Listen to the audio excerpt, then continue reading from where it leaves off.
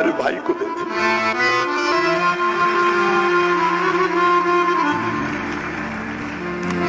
वरना सोनी कलाई रहेगी। रात को पिता हारा थका आवे, कई बार हमने आजमाया है, बेटा नहीं उठता है, आगे तो आ जाने दो, दरवाजा तक नहीं खोलता है। पर कभी तुम अनुभव करना, यहां पर जितने भी पुरुष बैठे हैं तुम अनुभव करना, बेटा नहीं उठेगा और बेटी तुरंत चहचहाती हुई के बाहर खेल रही, पापा भोजन करेंगे,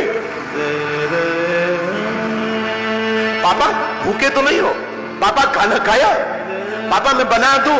एक घड़ी बेटी की मां नहीं उठेगी आलस के कारण, लेकिन बिटिया तुरंत कहेगी पापा मैं बना दूं। ये जज्बा सिर्फ हमारी भारत की बेटियों में है, ये भारत की बेटियों में है।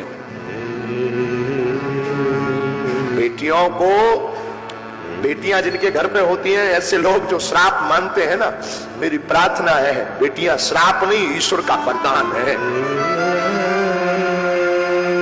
बेटियां श्राप नहीं है, परमात्मा का दिया हुआ वरदान। तुम्हारे घर में जितनी बेटियां हो समझना ईश्वर ने तुम्हें उतना वरदान दिया है। बेटियां बोझ नहीं है, बेटियां अपना भाग्य खुद लेकर के पैदा होती है। पुत्र के भाग्य को तो कई बार वहां नहीं, पुत्र पिता के धर्म शास्त्रोक्त नीति से समझा रहे, कई बार पुत्र का भाग्य तो पिता के धर्म से बढ़ता, लेकिन बेटियां खुद भाग्य लेकर के पैदा होती हैं। इसलिए हम प्रार्थना करेंगे, अशोक नगर की इस कथा ने यह इतिहास बनाया है मेरे साधुओं कि बेटियां बेटों से कम नहीं है।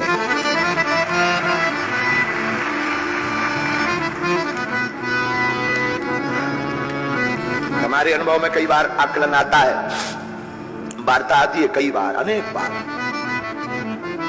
जब बेटियों की शादी हो भी जाती है वो ससुराल भी पहुंच जाती, लेकिन जीवन पर्यंत तक चिंता बेटियों को अपने मां बाप की रहती है। हमने अपनी मां को बहुत नजदीक से आकलन करते हैं हम अपनी मां को। जब तक माता जी के, हमारी मां के जो माता पिता थे उनका शरीर रहा, तब तक हमारी मां का वो हमने ममत्व देखा। शायद हम किसी को ये बोल रहे थे, किसी को बुरा लगे तो क्षमा करना, कोई भी व्यक्ति इस बात को कंट्रोवर्सी में मत लेना। मेरे साधुओं, काश भारत में बेटियों को मां बाप की सेवा करने का अगर हक होता तो आज भारत में एक भी वृद्धाश्रम नहीं होता। काश मां बाप की सेवा करने का अधिकार अगर बेटियों को होता बेटों की बजाय, तो भारत में एक भी वृद्धाश्रम नहीं होता, ये हम दावे के साथ कह सकते हैं।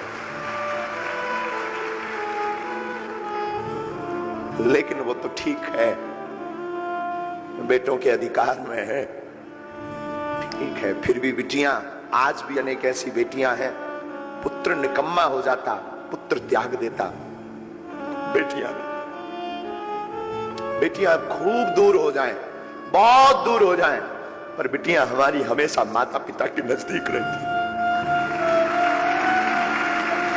कोई ऐसा पिता होगा भारत का या संसार का जिसकी बिटिया का विवाह हो उसका दिल ना टूटे।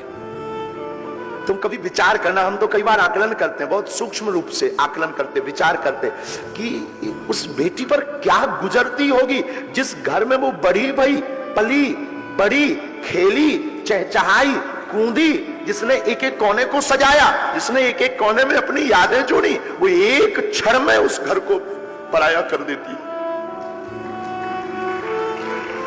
कितना बड़ा हृदय नहीं होता है, बेटियां कितने बड़े दिल की नहीं होती हैं।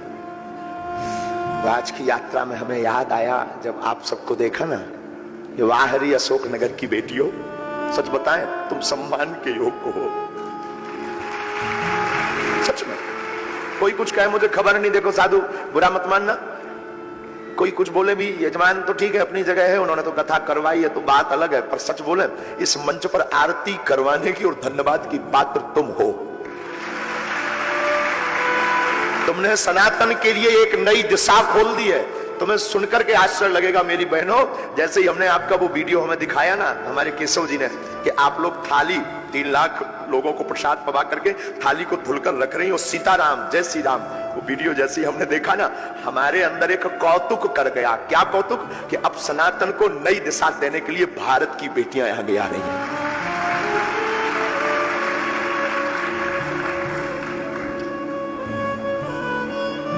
सच बोले मेरी बहनों, तुमने मुझे खरीद लिया। आज की कथा को तो मतलब आज की कथा का तो मन ही नहीं है कि कथा करे। तुमने खरीद लिया बेटियों, मेरी बहनों, खरीद लिया। क्या नई दिशा तुमने शुरू कर दी कि क्या केवल बेटे ही सनातनी हो सकते, बेटियां नहीं? क्या अद्भुत बात आपने शुरू कर दी है। बेटी जिसके घर पर होती है, याद रखना मेरे भारत के लोगों, बागेश्वर धाम की पीठ पर सुनने वाले लोगों, बेटी जिस घर पर होती है उस घर पर